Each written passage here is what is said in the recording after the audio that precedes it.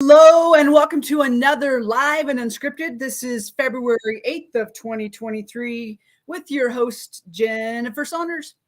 Hey, we are so excited to have you here today, and I just want to say thank you for taking time out of your day to share it with us. Now, I recognize that there are a lot of things you could be doing, and instead you've chosen to hang with us, and that means a lot. That means a lot to us, and I'm excited for what we're going to bring you today. My good buddy Brian, and he and I've had a relationship through the hospital, Mountain View Hospital, for like 11, I think it's 11 years, and it's been fun to watch how that friendship relationship has gone and watching each other grow. And so I'm excited to bring that to you. But before we get there, let's just take care of a few little items. And that is that if you are watching on LinkedIn or YouTube, and you have not gone over and joined the Righteous Rebel community over on Facebook, this is your invitation. Head on over there, ask for to be approved in, and we will get you in. There's a lot of good stuff going on over there. That's where we'll post most of our information for our retreats that are coming up in June and August. And as well as there's just a lot of good stuff, a way to meet other people who are not necessarily like-minded, but are in the mindset of learning to think for themselves. So head on over to Facebook and join those groups. You also can find us obviously on LinkedIn and on YouTube. Before we get going, let's just get ourselves good and present. This is a program where it's live and unscripted. And so I really like to welcome the concept of inspiration and letting inspiration be the guide, which means we're going to take a moment to just slow our minds, slow our hearts, slow our breathing, forget anything that's already happened in the day, let go of anything we think is going to take place later in the day, and just be right here, right now, where we can make decisions, where we can follow inspiration and really get a hold of the good stuff. So breathing today is just going to be simple box breathing. So you're going to breathe in through your mouth, in through your nose for a 4 or 5 count. You're going to hold that inhalation for a 4 or 5 count. Out through your mouth, 4 or 5 count. Here comes the box. And you're going to hold that exhale for a 4 or 5 count and repeat. Today, as you're breathing in, I'm just going to invite you to think about the things that you love, and really bring those things into your being and let them energize you. And anything that's bothering you as you breathe out, just breathe that out of your system. And just take note of what you start feeling in your body and where do you feel it. So let's do the first set together, and then I will set you on your own to do 2 or 3 sets on your own. Feel free to take a downward gaze or closed eyes, whichever feels most comfortable for you. And let's do this. So closed eyes or downward gaze, taking in that first breath through your nose, holding that inhale, exhaling through your mouth, holding the exhale. Again, thinking about all the things that you love that really light you up. Go ahead and do 2 or 3 sets on your own.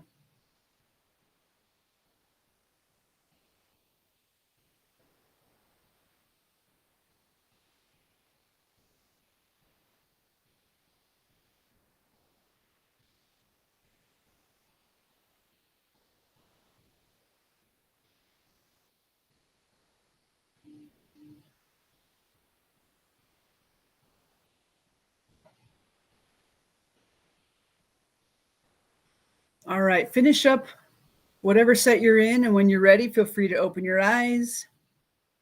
As we get going, what did you notice? What took place for you? Did you notice your thoughts slow down a little bit? Did you feel your heart just kind of settle in? And where did you maybe feel things in your body? Like, did you feel some excitement in your knee? Did you feel your feet touching the floor? Or I would love to hear that in the comments if you feel so inclined. This is something that you can do many times a day when you find yourself just in one of those spaces of just like the brain's going. Maybe there's a lot of voices coming at you from different directions, people wanting things, and you just are winding up. Just pause. take a few simple, deep breaths and get yourself back in presence. One of my favorite sayings is when emotion goes up, intelligence goes down. And this is a really great way to get yourself back into present, into your intelligent mind, and cause a whole lot less collateral damage. So with that, let's bring up my good friend, Brian. Again, we met 11 or 12 years ago at Mountain View Hospital. I don't even know how it happened, but we had the opportunity to start building a friendship. I worked as a personal trainer in the gym. Hey, Brian. And Brian was in, Hey. At that point, were you in marketing? You were doing website stuff? Yeah. Brian's done a lot of things through the hospital. And on my time I had just started out. Go ahead. Oh, I was just gonna say, I had just started out, Jen. I didn't know what the hell I was doing, but I was learning, right? Yep, as we all do. So when I would have breaks in my schedule at the gym, I would just wander and I would talk to the nurses and the people, the staff of the hospital, and I'd go in and talk to those who were in the more corporate side of things and administration. And Brian, I love to always pop into Brian's office and just share some cool moments of realness. It's one of the things I really probably appreciate most about my relationship with Brian is we just get to be real. Like we've shared some heart deep stuff. And in my last conversation with him a couple of weeks ago, I sat in his office and he had his cute assistant there. And oh my gosh, her name is slipping my mind. Tinley. I knew it was a K. I'm like, oh my gosh, she's amazing. And it was really fun to just have this conversation with each other. And it was really good energy that day. Right. And it's conversations that when you leave, you feel fed. And yes, at least I do. And so I thought, I'm going to invite Brian to Live and Unscripted because Brian's got a good story. Brian's lived some life that has, had some hard knocks, had some tough lessons. And at the same time, he's really found a way to step into who he is and what he wants to accomplish and how to turn those things into amazingness. And it's been really fun to watch him grow from his time at Mountain View. Well, he's still at Mountain View, but how he's grown into where he's at now. And with that, Brian, anything else you want them to know about you before we step into this first and only question? I mean, I just thank you, first of all, Jen, for having me. I mean, I'm really excited about this. I love that you said that about when you left and those conversations where you feel like you're just full afterwards. I kept thinking, like, remember I was telling him, like, Jen, I love you, but sometimes I'm scared because you know how to like get me, like I have to face myself, and that's scary sometimes. But I remember leaving that. You peel back my skin and see my bones. Yes, you get it, and you know how to do that, and I love that. And so I've actually been really excited about this conversation because I'm hoping that we can share some of that energy again today, because it's those moments that we live for, and I forget about that sometimes. So I'm just excited. I'm excited to see where this goes today. Awesome. Thank you. Well, and I appreciate your comment of like, I'm ready to get into some of this because I think we talked about this. Yeah. Is, in my opinion, our stories hold so much value, and lots of us don't really have the opportunity to share them. And I think, if we can give someone an opportunity to share their story, that even if if it feels like a crappy story, there's a lot of hard knocks. If we can share that, we move past it easier, and our life actually has value and meaning. And those things, even though they were crappy and most of us wouldn't want to go through them again, we can actually look back in a space of gratitude and be like, wow, yep, that was crappy, but it's helped me be in this place. And then we can take that and pass it on, and just that meaningful life piece of sharing our stories. And so I'm excited that you're willing to jump in and share. And I'm just going to invite you to be as real as your heart feels inspired to be. And because there is someone listening today who will, who's waiting for what you have to say. So you ready for the first question? I hope so. You are. I'm ready. I love this one. Partly because it catches people off guard, and partly just because it's fun. And it's this. What were you like as a kid? What were you like as a kid? Like, what did you, And what were Oh your hopes man. and dreams? Like, what did you want to be? Gosh, this is a great question. So as a kid, I'm the youngest of three boys. So I've got two older brothers. We're all 4 years apart. So my oldest brother and me are 8 years, and then 4 years between my middle brother, and then I'm the youngest. Cool. And we were we grew up in Rigby, Little Rigby, Idaho. Little Rigby, And Idaho. my dad, made my dad made an honest living. He was a radio personality here in Idaho Falls. A lot of I people did knew him not in know that. Southeast Idaho, but yeah, yeah. So That's cool. he did like a AM for a long time. He was on KIDK. That's And awesome. it was interesting. Yeah, it was really interesting.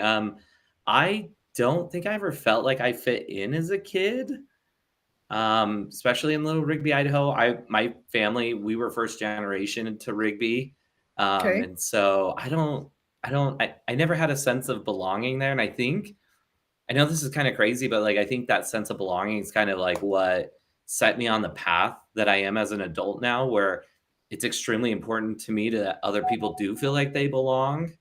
Yes. And I was a really awkward kid, Jen. I don't it was, you know, Weren't a lot of I us like, wore yeah.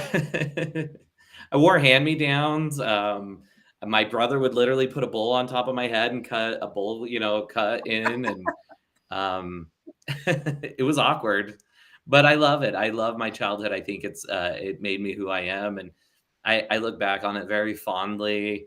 Um, but yeah, I I I think what I wanted to be, I actually thought I wanted to be an architect because I loved playing with Legos. But I okay, think in hindsight, what I actually loved about Legos is I love to create and I love to do things with them, and so I think that it didn't pan out as an architect because I thought, oh well, I'm building buildings, I want to be an architect. But I think it's that creativity that made kind of help my love for marketing, like early on, that I knew like, oh, I need a job where I get to be creative. I can take building blocks and I can make something out of nothing, right. and I can create a vision and a plan. And so it's kind of funny. I didn't become an architect, but I did still like get to use that same sense of creativity that I wanted when I was a kid. That's awesome. I was gonna say, I love watching you in your position now, and how even the conversations just you and I have had of like, well, okay, well, there's this over here, we could try this or the experiment. I love that about what you get to do. I don't completely always understand it, Yeah, but it's it's fun to fun. watch you do the thing. It's really fun. It's exciting. And there's some of a science to it, but there's also like a lot of it's just gut feeling. It's just what feels right, and it's just being in tune with the community, with your organization, your people that are surrounding you. And I think that's what I love is I get to be in tune with them. I love that you brought that piece into it, the softer skill of like the actual relationship building of it instead of just all of the hard skills of like the logarithm says this and I've got to do this and this program says. That's again one of the things that I really appreciate about you is I feel like even though I feel like your job pulls you really thin uh, because you are good at what you do, but I enjoy watching and building the relationship piece and watching you do that, and that we get to have those heart conversations. So I love that that's how you Yeah. lead. Um, okay, so tell me about um, like teenage years. Like when did things start like taking an interesting turn for you? That kind of was that crux of like, Yeah. ooh, something might need to change here because it's not really. I'm not gonna be able to follow the path I want to if I stay on my current one. Absolutely. Without getting too deep into it, my family, all grew up in a particular religion, and that was a really big part of our home life. And Sure. I had a lot of really deep, meaningful feelings in that. but I also, again, when I talk about, like, I never had this sense of belonging early on in life until, like, I became a teenager, and I met a group of friends who were all skateboarders. And you probably look at them and think, man, these guys are rough and tumble, but in truth, like, some of the nicest, most genuine people I've ever met, right? And around that time, I started dyeing my hair black. I wore different clothes. Like, instead of Nike, I was wearing Vans, just silly things like that, right? I was starting to be questioned by the adults and the authorities around me. And that really bothered me, because I know what's in my heart of hearts. And I knew that, like, if anything, I had more conviction, more strength, and more than anything. And these people around me are questioning my decisions and who I am. And it really, you can look back in life and you see these forks in the road, right? Right. And I'll never forget, to, like, for me, that was like one of my first major forks in my road, where I chose to go a different direction. How old were And you? I Do you don't remember regret about that at how old you all. were? Probably about 14, Okay. 15, somewhere around Cool. there. So, I mean, really impressionable, And like lots of changes then. yeah, a lot of changes then. And for me, again, because it just really upset me that there's these people, these adults, and even not like peers, right? My other students or other people who are friends, right? Questioning these decisions, when I could tell them, like, all right, like, I'm like, dude, my heart is the same. I change. It's just like putting on a different shirt and changing my haircut. But I'm getting all this, like, questions and all these things from all these people. It really upset me that people could be so judgmental, and from that day on, I just always thought, I want to stand out just a little bit in everything I do. I always just want to stand out, and I want to stand Right. up for, like, those people who aren't afraid to stand out. So, yeah, I think it's kind of interesting. For me, my teenage years were a lot of challenging authority and challenging the status quo. I probably took it a little too extreme, Jen. I You definitely know what? started gauging my ears. Sometimes I we have I to. pierced, like, I had, yeah, I wanted to have like 15 piercings in my face. I did all these things. I grew my hair out. I had black emo hair over one eye.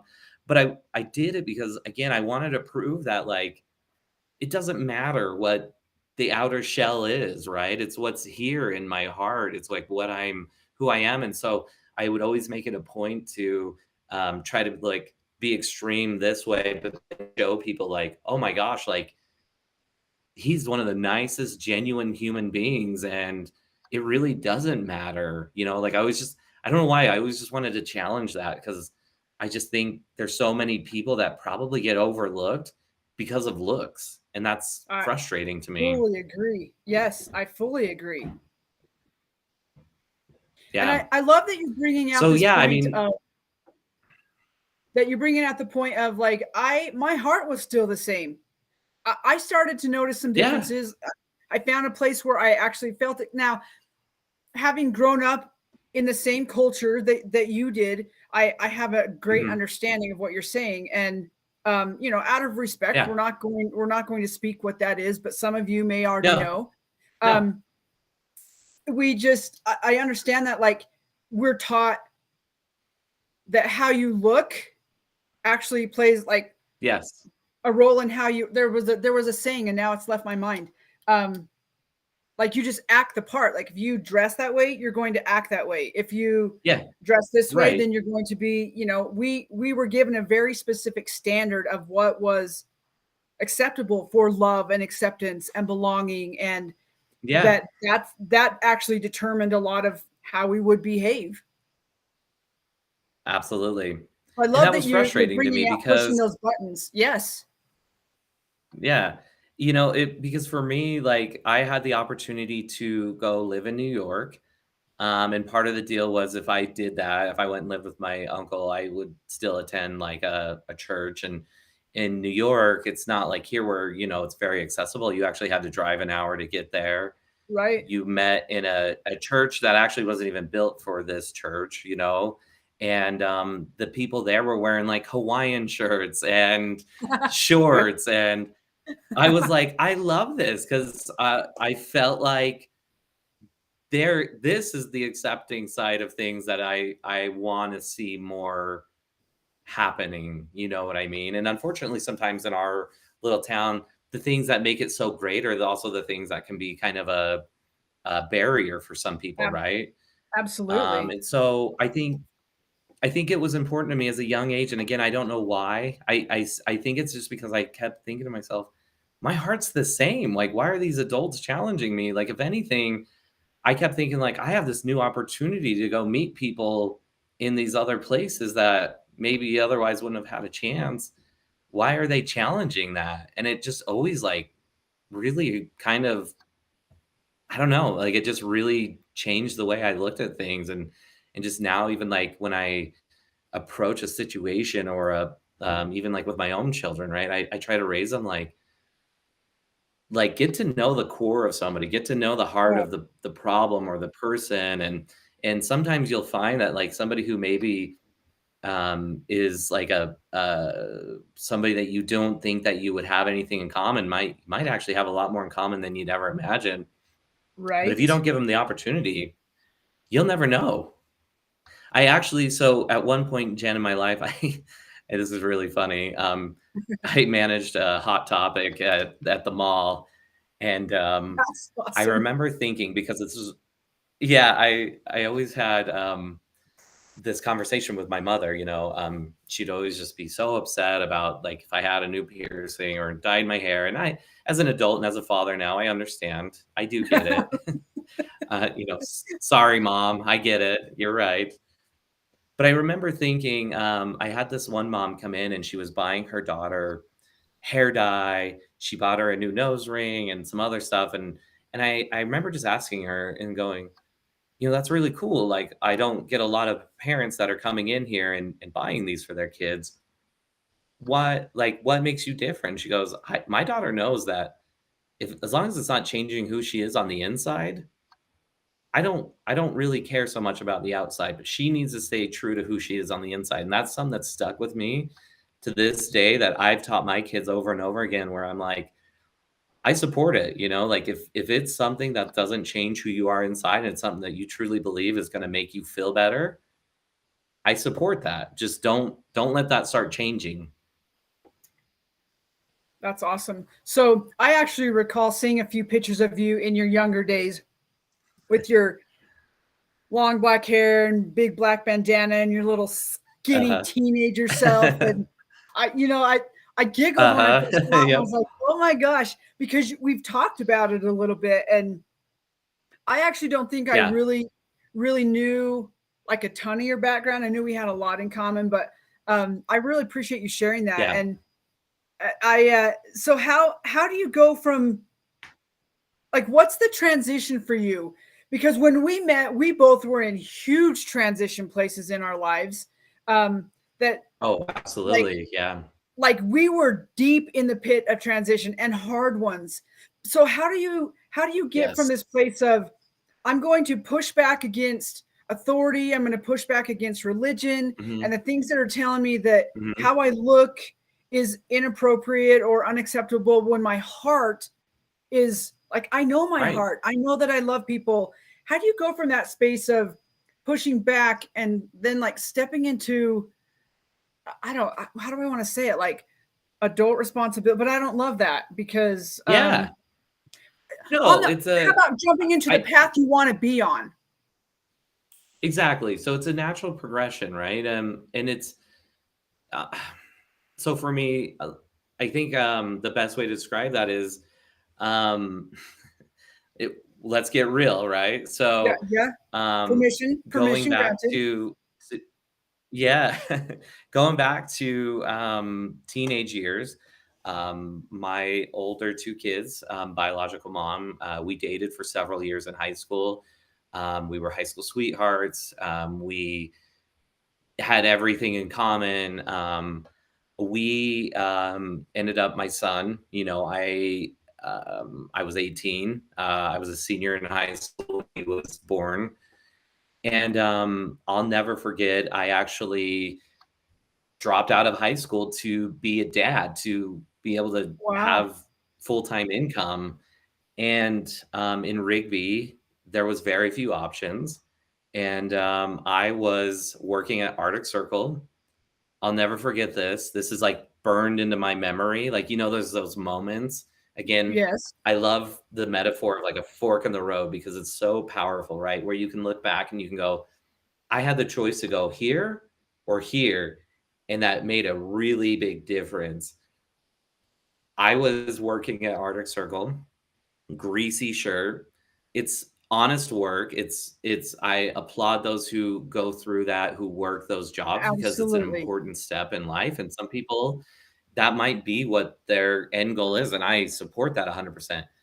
For me at that time, I just remember the feeling of like my peers, my school peers coming in to get lunch, and I'm sitting there serving them, and I'll just never forget that feeling of going, today this all changes. Like Uh-huh. I want more out of life. I need I need more. This is not the end. This is just the beginning. And I knew that back then. I knew, and I never wanted to forget that. Like sometimes I like visualize, I'm a very visual person. Sometimes I visualize myself still wearing that Arctic Circle hat with that Arctic Circle name tag because it reminds me of like how lucky I am to be sitting here today. I think that's important. I think we get in trouble sometimes when we lose that excitement of like, I'm here. Wow, this is amazing. Like, what a great opportunity I have. Like, this is so amazing. I don't want to lose that shock and awe of walking into my office every day. I love that. Um, okay, so that's a definitely, like, I have a lot of respect. I was taught a lot of judgment actually around babies that are born to really young people Mhm. or unwed people, and Yeah.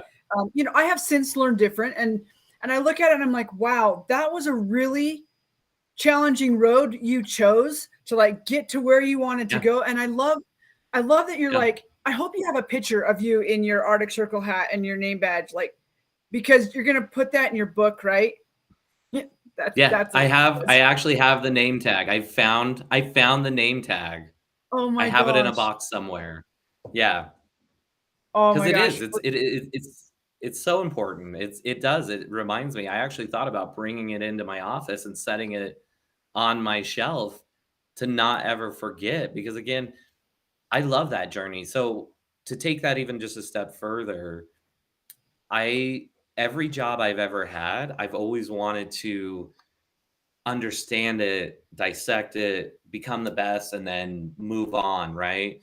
Um, and I did that throughout my whole life. I had a really good friend of mine, a mentor, um, who actually helped put me on this trajectory of kind of more on the business side. I was doing construction, I was doing fast Okay. food, I was doing all these things, and I still very genuinely love and admire this man. He hired me on a whim. I didn't have anything but like just a hobby of doing Adobe design, and he was like, "Hey, I like you. Let's try this out."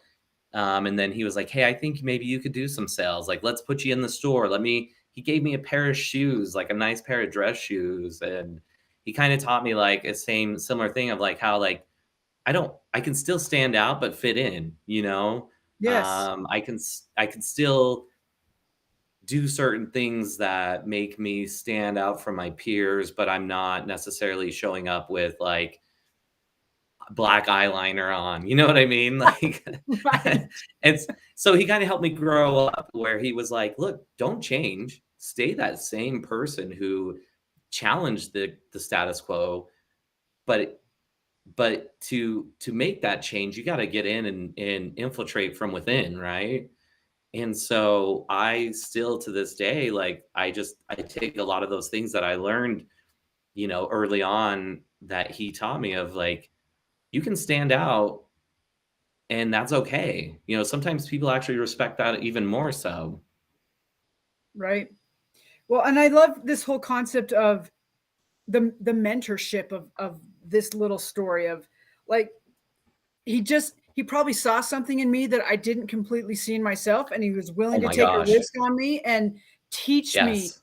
not only just the skills of the business or what you were doing, but he actually helped me, I'm going to air quote, look the part. But Yeah. and Yeah. it's more about just giving you the feels of, like, wait, somebody values what I have to offer, even if I'm still kind of clueless, and they're willing to Yeah. show me myself. And I love that piece.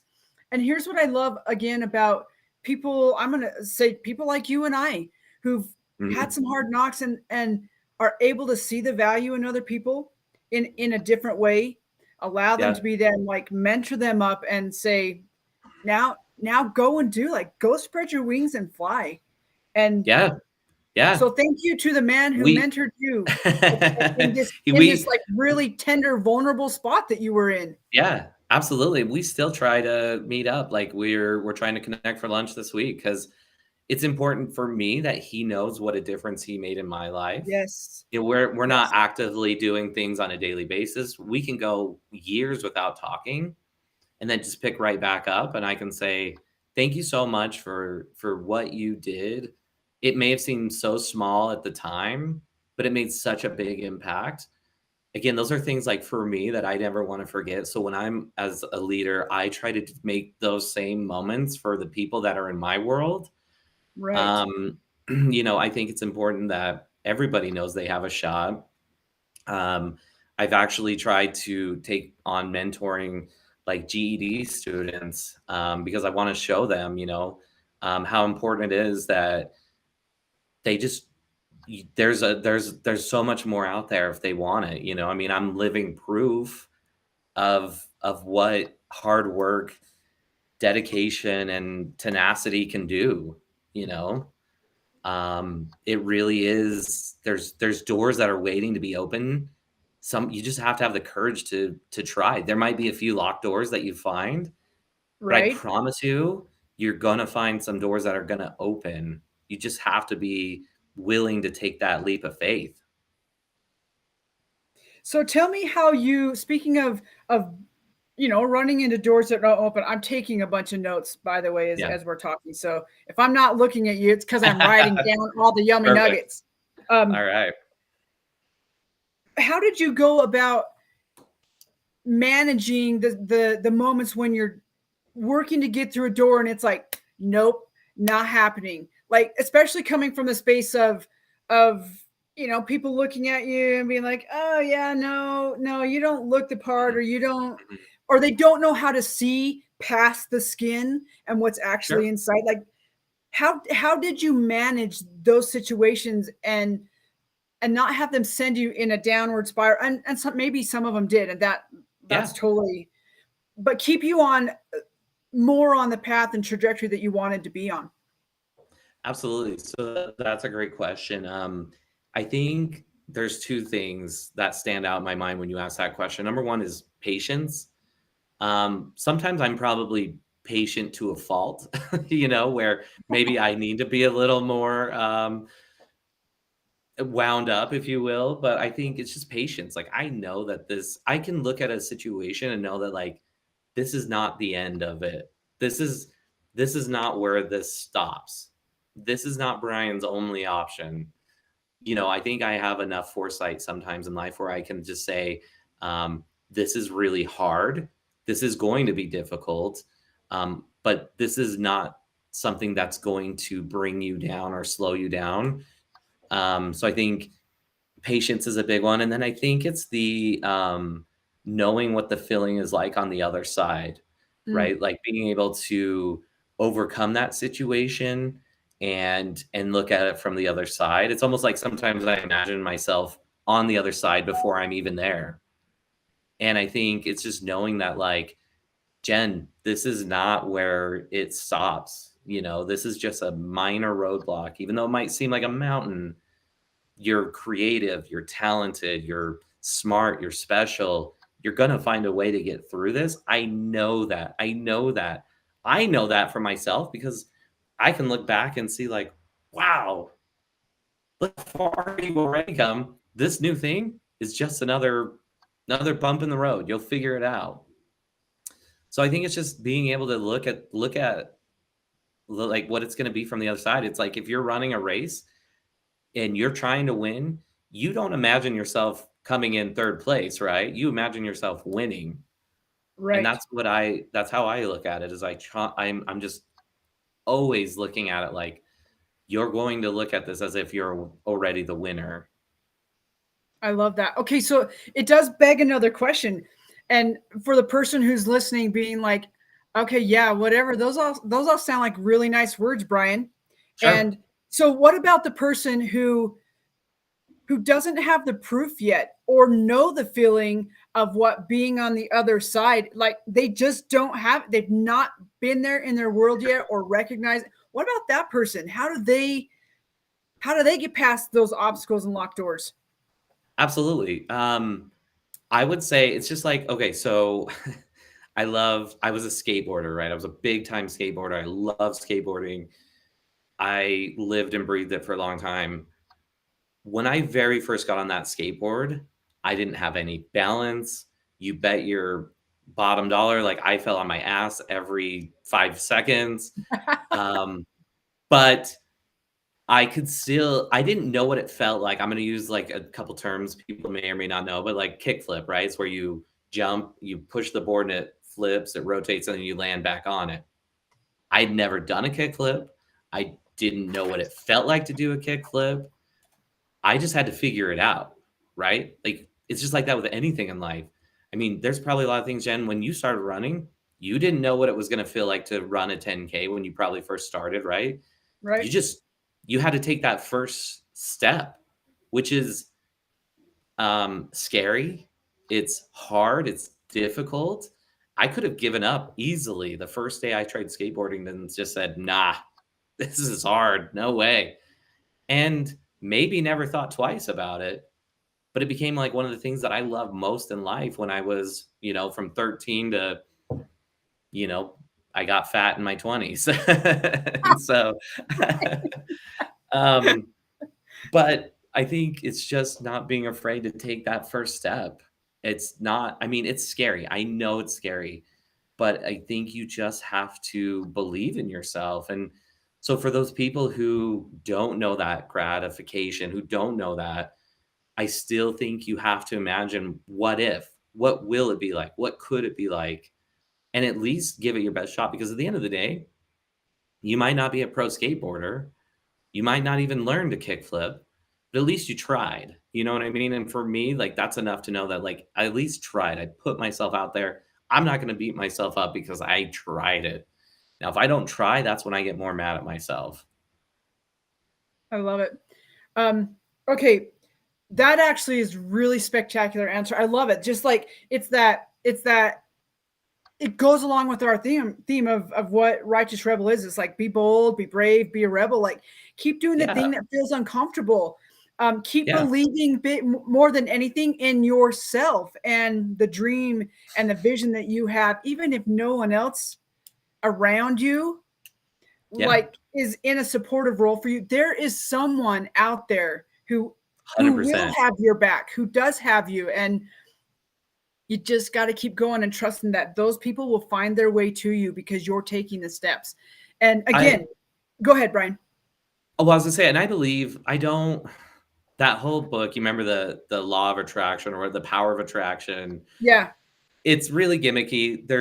I don't agree with a lot of it, but there's some good nuggets in there where I do Yes. believe, Jen, we found each other for a reason, right? We naturally Absolutely. gravitated towards each other because I was attracting people like you into my world, right? And vice versa. Like I do believe Yes. there is something to be said about if you will it into like if you truly believe it and you want it and you are going for it, I do believe that like I attract people in my life that I know that are going to fill my cup spiritually, mentally, physically, all Right. those different things. I know that for a fact because I I have a picture of myself and who I constantly want to be, and that picture is always changing and growing, but I never lose sight of that because I keep pulling those sort of people into my world. And so I use that like analogy of attraction, but really it's like a filter, right? I'm just saying I'm letting these people in and I'm pushing these people out. Like I refuse to let this group or this world, they don't control me. They don't own me. I'm Right. pulling these people into my world. And these are the people who are building me up. They're bringing me in. So if there's somebody out there who's scared or worried or doesn't know, I promise you, if you feel alone now, you you can find other people who are in the same position you are, who want to follow that same path. They have the same views. They want to build you up. They're out there. I promise you, they're out there. I thank you. Thank you. I'm a full-on believer that our mindsets and our self-talk and how we really address ourselves is so important. It is. Especially when it comes to attracting and bringing other people into our circles that will Yeah. validate that self-talk and help add proof to that and see us like in the wholeness we don't see ourselves, like your mentor. Yeah. And we'll say, "Oh my Yeah. gosh, I see you, and I see your struggle. I know your struggle. It was once me. Let me just give you." We call it a hand up, where it's not Yeah. just giving and nothing against people who just give money to a panhandler on the street, or they just do Sure. an act of service, but Yeah. a hand up is that actual giving of your heart and yourself to feel with another person and lend your Yes. energy, maybe in a space where they just need the energy to just give them that extra boost up the ledge and to new levels in their life. And so I really appreciate you You saying that. you you said something a second ago that kind of reminded me of this. Again, looking at these forks in the road, I think it's really fun to. I like to work backwards sometimes in my life, and I Mhm. go, "Oh, that was a fork. That was a fork," and it's really fun because I don't think you always know when you're at a fork. Sometimes you can feel it. You Right. really do know. There's a big decision, like, "Oh, I have a big decision." But I think there's times where you look back and you go, "I didn't realize that was a fork or that was a thing." Have you ever read The Power of Now by Eckhart Tolle? I certainly have. So that book was a real big game changer. So, me and you talked about around the time we met, we both kind of gone through some pretty life-changing moments. For me, it was, I'd just gone through a divorce, and it was a pretty messy one. And I was having a hard time seeing through the darkness, right? Right. And I remember in his book, and I'm gonna slaughter this, so I implore anybody who's listening, if you haven't read it, go read it because it does a better job of how I'm about to explain it. But for me, the game changer in my life as an adult was reading where he said basically we all live with this tormentor in our heads that's constantly bringing us down, and it's the root of all like evil and blah blah blah. What he's basically saying is like it's that voice right here. It's our self dialogue. And then he goes on to say, when you realize you can control that dialogue, Oh man. that's powerful. And for me, that's where I remember going like, wow, like I can control this? You mean to tell me like I have some say over that? Like that little guy that's telling me like, "Brian, what are you doing? You're dumb. You're an idiot. Why are you here? You don't belong here. You're a imposter." I can control that. That's powerful. Right. It's like it's all of a sudden you've just like now hitched yourself to a rocket ship that's actually taking Yeah. you to like the moon, and that Yeah. feels amazing. So I stopped this I stopped being sad after that, right? I was like instantly like it was almost like somebody was like, "You're relieved. That pain you've been holding on to, that like that all that animosity, all that everything, it was like a free pass. Like, you're good, Brian. Let it go. You don't have to yeah, carry that anymore." And that was like an incredible moment for me to go, "Okay. I'm okay. It's yeah, gonna be okay." it it certainly is. Okay, and and you just keep talking about and touching a point that I'm like, oh, do I ask that question? Do I ask that question? Do I go there? So I'm going to ask it, or I'm going to talk Sure. about it, and you can decide whether or not to answer it.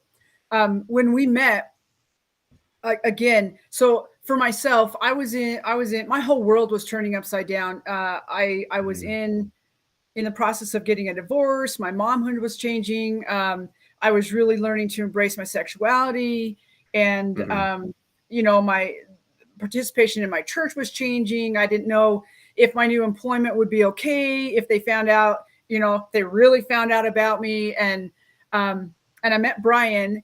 And Brian, you were in some tough places too, of like, if I remember correctly, not really wanting to be on the planet.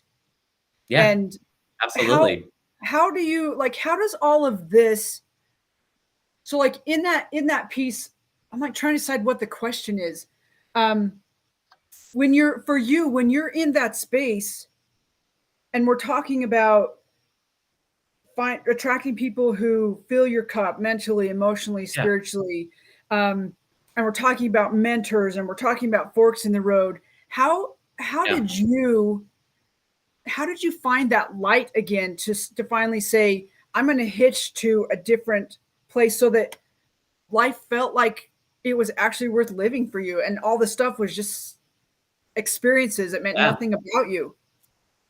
So it's a great question, Jen, and it's a hard one to talk about sometimes, but I think it's important that, again, I if there's didn't only want to one ask. person. No, yeah, it's okay. I love it. I love it though. It's a great question because it's important, and mental illness is a problem, right? Mental health is so important, and I'm excited because it becomes more and more of a topic every day. I can tell you, so I'm going to give you two sides of the coin here. I'll give you Okay. my perspective of going through it, but I think it's important for somebody who might be going through it now to understand the perspective looking back. Okay. I love it. My perspective in the moment is, number one, like, I'm lucky enough that I had 3 beautiful children, and they're my rock. They are my rock, right? And that was to be alive, but there's living and being alive, right? That kept Absolutely. that kept me alive, but I wasn't living yet. I was waiting for, almost like, it's like I was waiting for somebody to come flip a switch for me. And again, it's like those moments, I think, again, and back to that moment when I'm reading this book and I'm listening to Eckhart Tolle talk about the power of now, really, like, the only thing you're guaranteed is this moment. This is it, right? Yesterday was a gift. Tomorrow is not certain. This is like it. This is all I can guarantee. I just kind of started to realize I was waiting for somebody to flip a switch for me, and that can be anything, right? Like, Mm, that could be an actual person, that could be right.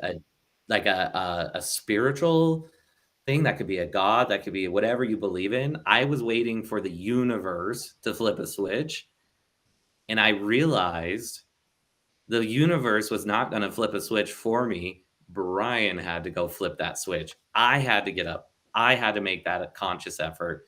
And I hope that anybody going through this right now, because I know how hard and how impossible it seems to flip that switch, but you can.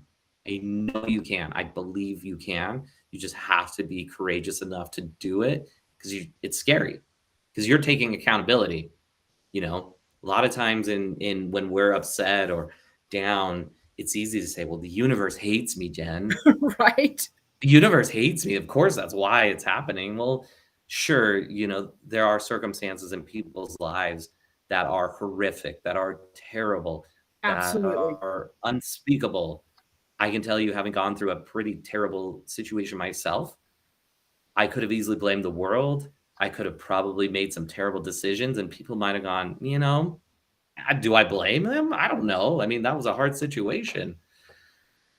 But I took accountability. I took it on myself to say, I'm going to stop waiting for the universe, stop waiting for these other people around me. It's not, some girl's not going to come in and fix my life. I'm not going to meet like my best buddy tomorrow and it's his job to It's me. I Right. had to. So I think find the things that are going to keep you alive, right? Like that's your support group, that's the world, the people that you can't let down. And then find the thing that makes you feel alive, right? And so for me, it was taking accountability, it was looking inward, and that's scary. That's so scary. Um, but I did. I had to do a journey where I did this inward look. And that's when I met my wife, who we've been married for almost 9 years now. She got to Wow. meet the person who she got to meet the guy who was, I mean, we have scars. Those don't ever go away. Right. But she met the guy who overcame those, not the guy who was waiting for her to fix him. And I think that's what's made us so much stronger. So that's how I felt going through it. Now looking back, I can tell I can't stress this enough. I would have missed out on the best years of my life. I didn't know it, but in that like that I look back on it now, that moment that was like what I could say was probably one of the hardest moments of my life really feels like this big now, Jen. It feels like tiny, right? Right. If I had made a decision then where I was like, I can no longer handle this, I I cannot tell you how important it is. This is where life began. That was like the beginning. I didn't know it. I thought Oh, it felt like the end, but it was really the beginning. yes. I know those moments in my own life, and again I appreciate your being willing to go into the tough place, the thing that's a little Yeah. I know can be challenging to talk about, um, Yeah. and to just share your perspective on it, and to, I love that you just brought up like in the moment. For me, I call it the big red dot. You know, Yeah. when I was really figuring out these other parts of myself, um, all I could see was that. It was the only thing I could see. I'm thinking, oh my Yes. gosh, no one's I thought gonna. that was my identity. I thought that's who I was. I Yes, thought it's like the right. scarlet letter, right? Like I thought everybody that's just what I was. Yep. And it took a lot of time to really, like you talked about, to be able to go inside and remember the things that, like you say, keep us alive until we can start Mhm. adding more things. And I like to, one of my things I like to say is live alive. Like we're in the Yes. business of eradicating zombies. We want people to live alive. Yes. And, Yes. I love that. and, and I'm telling you that dot shrinks. So like if It you're does. the person who's in this situation right now, the dot does shrink. And like Brian said, you look back and it's like this small, and you can Oh, actually kind of giggle at it and be like, wow, yeah. that I gave that so much attention and Yes. not to lessen the experience, No. but Of to just course. recognize how much we've grown. Absolutely. 100%. I if anything, I it's as messed up as it is, like I almost want to wear it as a badge of honor now. You know? It's the same thing. Like I'm not proud of like some of the decisions I made in my past. I'm not proud of the way I've reacted to things. Sure. Um, but they are every single one of those things led up to who I am to today, to this moment, to this conversation. Every single one of those things had to happen to get to here. And it's just how you choose to accept that, right? Like you can either beat yourself up, you can go a million different paths, but ultimately you just have to like accept it. That's it. Just accept it. Yes. Well, and again, it's this different way of looking at things that says that's not who I was. It's something that I experienced. It's an Yeah. experience that I moved through, Yes. and it didn't Yes. define me, but it did help No. expand who I was. And I can talk about it now without all of the deep emotion, although emotion comes up, and that's okay. Yeah. But we can talk about it as like it's a piece of this amazing being that I am. And again, then we take that and we share it with other people. We open doors for Yeah. other people to be honest in I their own lives. I truly believe that in this scenario that I've gone through, and I think a lot of other scenarios, I think this is applicable to just about any of them, is I truly believe it takes more energy, more power to like resent and hate and blame Yes. the universe than to accept it and to move on and to grow. Yes. I again, I could take certain experiences in my life and I could justify. being an angry person and bitter and blaming the universe and or God or whoever it is you know whatever you believe in. But I don't accept that because I can tell you from experience to let go of that hate, to let go of that feeling of like I was wronged. I was the victim. Yes, like there are things that like are not okay and we shouldn't like accept it, but I've decided to just move on from that instead of having that hate, I'm actually thankful because again, I have a beautiful wife, I have beautiful children, love my job, I have the best friends in the world, and none of that would exist if I held on to that hatred, right? None of Yeah. that would. And I can look back and say, okay, like this is amazing. That sucked, but this is amazing. I'm so thankful to be here. I'm thankful for that experience because I'm here. I love that. It kind of makes me think of my moments of going from what I call, a privileged state to feeling really second class or maybe even third class and just not sure how to interact with the world anymore or to interact with people. Yeah. And that moment in my, like, you, just the way you spoke, that made me think of that we get to decide. Like, I remember this moment so clear. I'm Yeah. like, I get to decide how I show up Yes. in the world and how I interact with other people. Now, that doesn't mean that they might not throw shade and throw up roadblocks. They might. Yes. But the They might. decision is mine, how I feel in the world. And I love that you're saying the Yes. same thing. Yeah. And I, You get to choose. yes, It's not easy. I don't control how you're gonna react, but I get to control how I react, right? yes, So actions are gonna happen to me. I choose how I react to those actions. And I'm human. I make mistakes. I'm not perfect, but I right. choose how I react, right? And so at the end of the day, again, there's so many times I'm thankful for all these maybe situations in life that people could go, wow, that's terrible. That's this, that's that. Guess what? I am not that situation. I'm Brian Ziel. I am me. I am myself, and I get to choose. I get to make that choice. That's liberating. I love it. Oh my gosh, it is 11:58. Where did this time go? I feel like we could talk I know forever, but I know you we have, could. you're working. Well, wait, so am I. I What am do. I talking about? We're both working.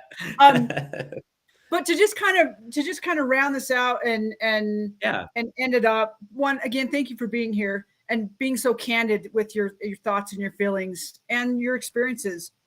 Um, what's next for Brian? Like, where do you see yourself? Like, what's your Ooh, trajectory? Not saying it will happen because you're not an sure. architect in that Yeah. way, but what are you building for yourself, or what do you You want to? know, that's a great question. Honestly, I think as we get older, and things do become easier to talk about. I think, I mean, I love what I'm doing, and I have no ambitions of moving careers. But I think, like on a personal level, like what I really like to do is I want to. I'm on a self journey again, right? Like I've gone from here to here, but I think it's important that we continually look inward again, and I haven't. It's been a while since Brian's looked inward and gone, what do I need? How do I do this? And I think, how do I give back? Right. And so I'm so grateful for the opportunity for things like this. And I'm glad that we touched on some certain subjects because I've lost a few very close friends to suicide. And Yeah, and I promised myself after the last one that I would do more. I'd stop being sad about it and I would make more action to help somebody else out in need if I ever could. And I right, want to just do more things like that fill my cup. I get it by watching other people fill their cup. I fill my own cup, you know? right. Um, so I think for me, I want to explore this more, right? I want to continue down this path of like, how can I share my story to maybe make somebody else's path a little bit easier, a little more clear, and a little more realistic. That's for me, I think, where I really want to give back to the world that I feel like has been generous enough to me. I love it. And I know that one of those things is we're going to put the title author behind your name. I'd right? love that. It, I need to. it's I really should. I think it would be fantastic. I You, know you and I talked about it, and because I yeah, now am in a world where I have resources for that, and I, yeah. dude, I'm on your side. Like I wrote it in the I I would wrote it love in the to. description of this. You know, we talked Yeah. about the title of his book being what? Skateboard to boardroom. I love it.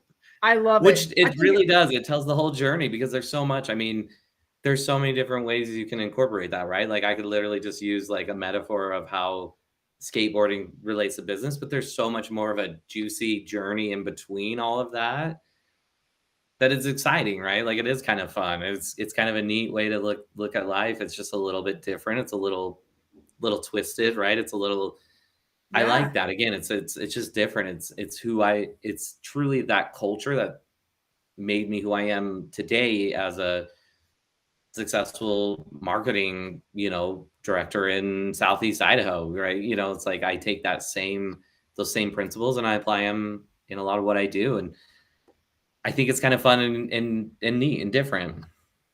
well, I do too, and I love that you shared that with me, and that now I can kind of be a just this is me warning you. I'm going to be a driving force of you getting that accomplished, I would love that. but also I to need that hold me accountability. accountable. Yeah, I say, but also to hold me accountable to finish my own because I've I'm started my own. excited. And Um, I'm really excited because I think Jen, I think your story, and I love you talked about this in the beginning. Stories are fascinating. Other people's stories are right? so great. Like I love sharing my story. It actually helps me out, but I also love hearing other people's stories, and it's what makes us human. Absolutely. And well, and we I feel like we just sometimes forget to connect on that level, like We do. really at our humanness because we're We afraid to do. feel it hurts and Yeah. sometimes and Yeah. but it Like I also joked with you when you were here. I was like, I get scared to see Jen because I know she's gonna start pulling these like nuggets out of me that I kind of suppressed for a while. yeah, I know it just happens so naturally and you're welcome. Yeah. Yeah. Thank you. Yes. Thank you. I love it that we get to have those conversations. Like I say, those for me are like any kind of drug or just beautiful Yeah. meal or It just is. so I love it. Okay, so speaking of books, Okay. um, three books that you would recommend someone listening Ooh. to read. I did write down Power of Now, but do you have others? I know you do. Yeah, I love Power Now. I think that's my book. So I will anytime somebody I know is going through a hard time, I make it a point to go buy that book and I tell them to write in it. Don't just read it and highlight it, write in I it, mark it love up. it. You've got to make I it love it. nasty. Number two, I just finished reading David Grohl's autobiography. Why did it just slip my brain right now? Oh my gosh. Anyway, David Grohl, he's the lead singer of Foo Fighters. He was in Nirvana. Um, oh, that's gonna drive me nuts if I can't remember. Anyways, How do you spell his last totally. name? Grhoul.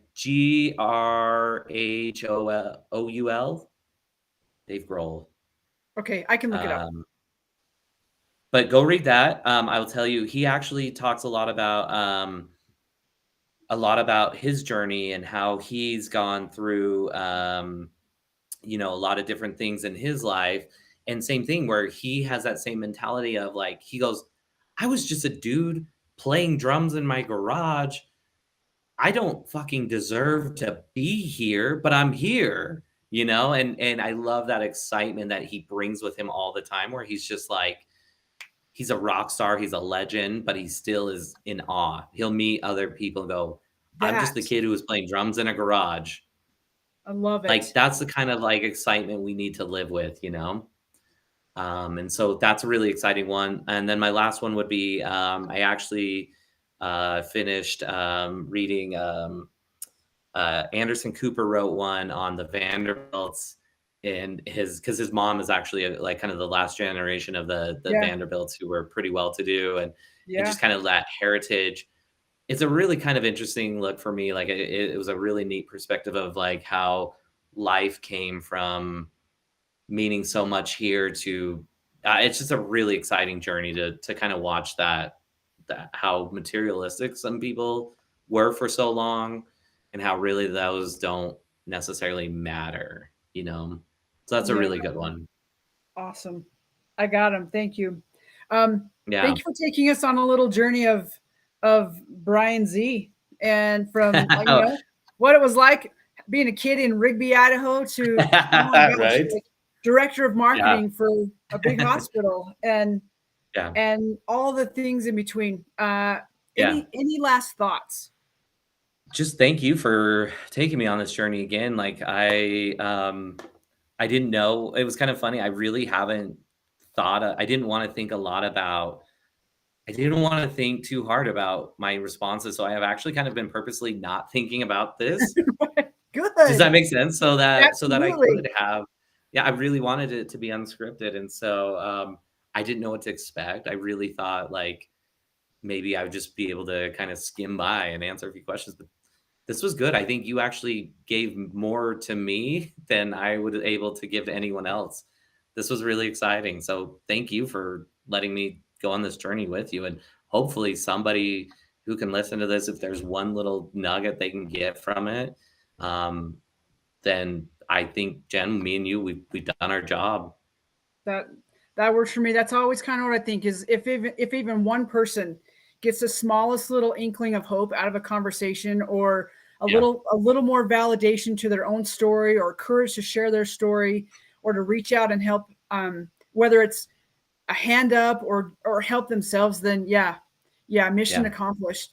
So thank you Yeah. again. Thank you for just being Yeah. who you are. And Likewise. and for those of you who are listening, if you're on a journey and Brian's message has spoken to you today and you would like to connect with him, reach out. If you've got questions or Yeah. concerns, this is me telling Brian he'd be happy to take those.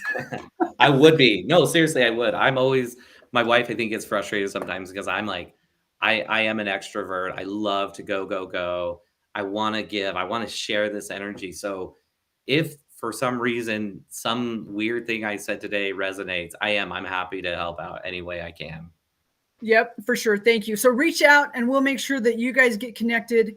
But until then, we understand that there's been a lot of things that have really kind of squished hope in the world and squished Yeah. dreams and Yeah. this bigger thinking. And this is us telling you, you're so much more. You're so much more than sometimes you even know that you are. And hang in there. It's true. Keep knocking on doors. Keep dreaming and Yes. understanding and imagining what it feels like to be on the other side of them. And Yes. and again, if you haven't come join the Righteous Rebel community, we've got lots of good stuff and tools in there for you, designed specifically for you based off of our own experiences and stories like Brian's. It's a community where you get to be who you are. You get to share your realness and glean from the realness of other people. And it's a place to practice being bold, being brave, and being a rebel. We love you Yeah. so much. Thank you for sharing time and heart space with us today. We'll see you next week with Leah and I in Tobermory, Canada, talking a little bit about how to love yourself so much that nobody else has to. All right. Take care, friends, and we'll see you soon. Thank you. See you, Jen.